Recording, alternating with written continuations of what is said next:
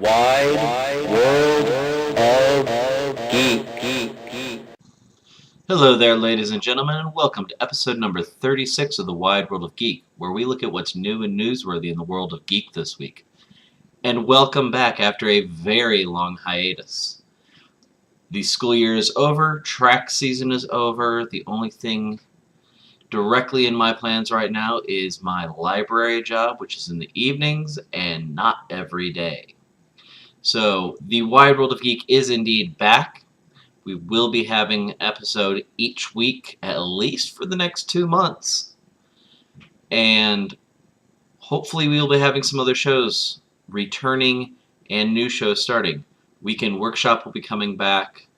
I'm looking to do a craft show, a nerdy craft show.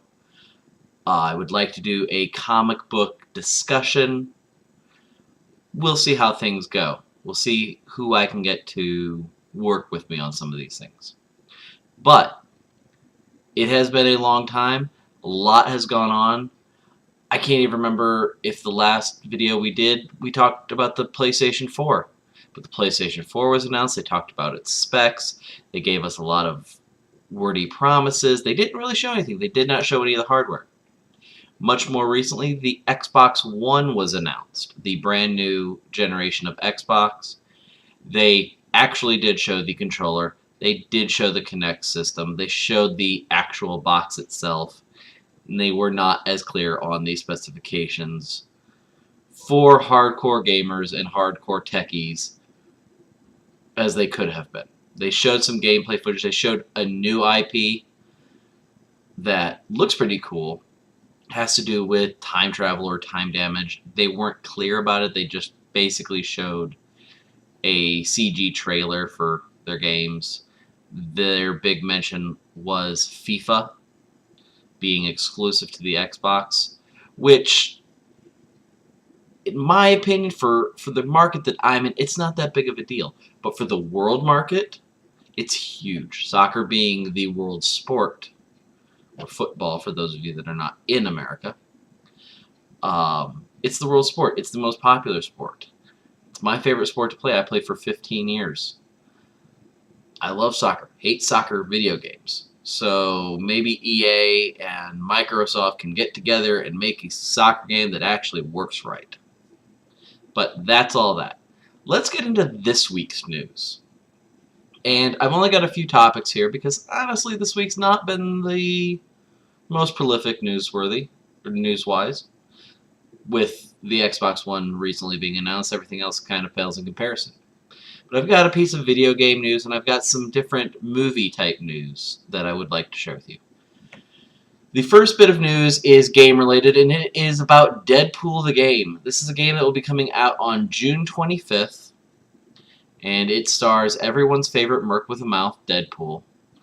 Now, recently, and by recently I mean either last night or today, they released the game box, which showed some guest stars to the game. This was their big little reveal, and I think they're hoping, hey, you might recognize these people, go buy the game. And it was Wolverine, Cable, Psylocke, Domino, and Rogue. The only one who fits kind of weird in that to me is Rogue. She doesn't have a huge history with Deadpool. The others do. There was the Cable and Deadpool comic. Wolverine and Deadpool are always clashing and having weird hijinks. Domino hates Deadpool's guts and has had to deal with him due to him being teamed up with Cable and Uncanny X-Force. Same thing goes with Psylocke and Uncanny X-Force.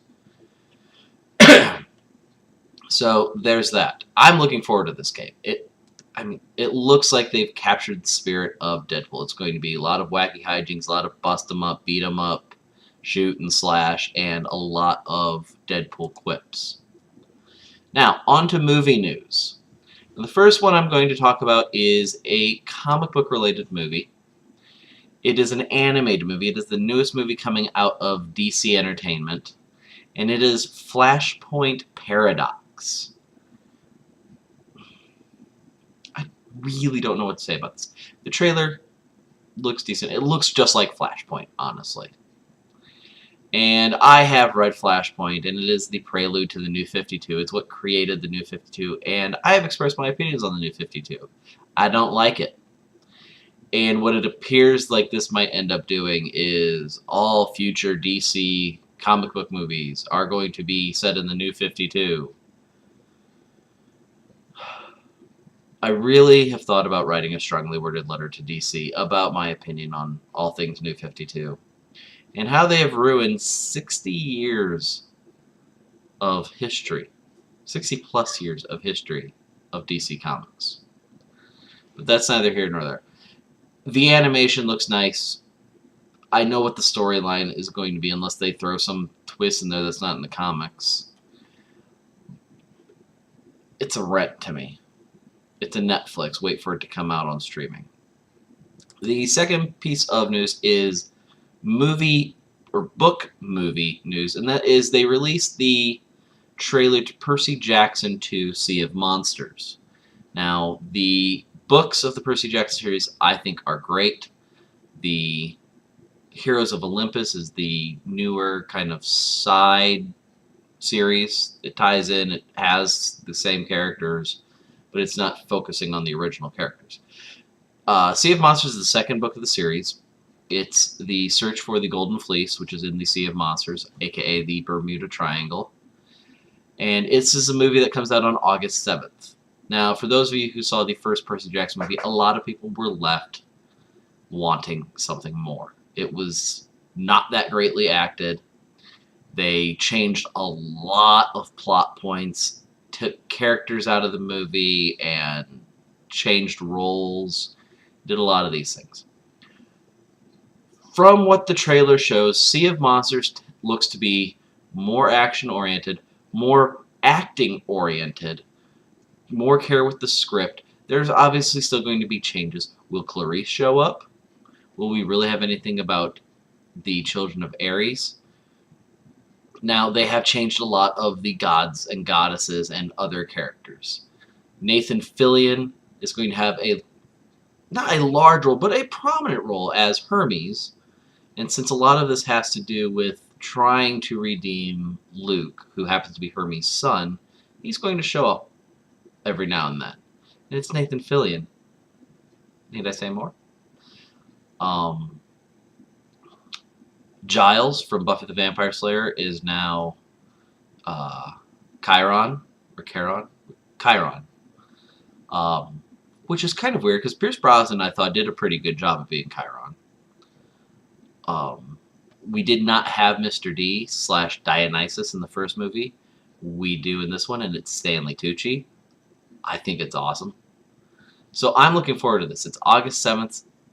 You know, it's going to be after this slew of early summer movies that are coming out.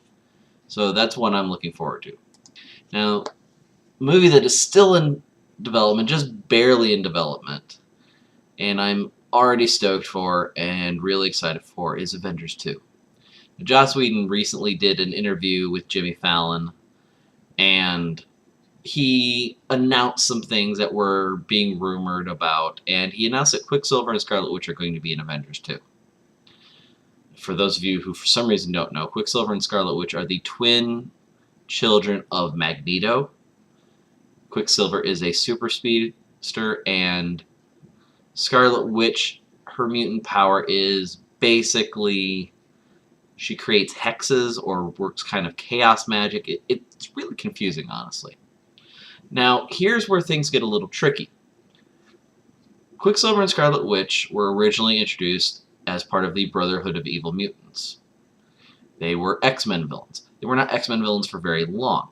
They then went on to become part of a revamped Avengers team that had Captain America, Hawkeye, and then Quicksilver and Scarlet Witch. So they are Avengers, they are X-Men characters, and Fox owns the rights to the X-Men movies.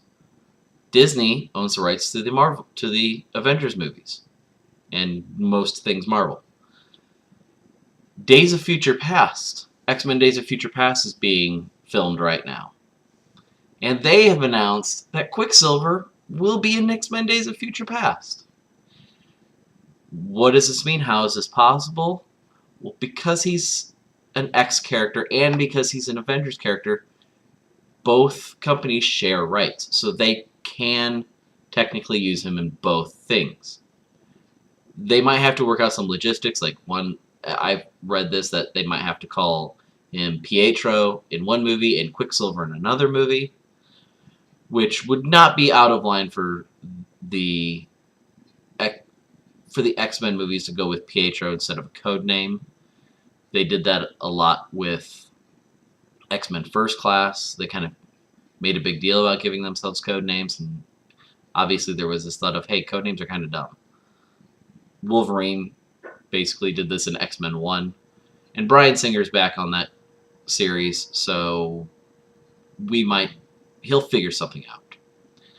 It would be really cool to see Wolverine in an Avengers movie. Since he's an Avenger also, maybe that works. But since Fox also owns the rights to Wolverine, probably not.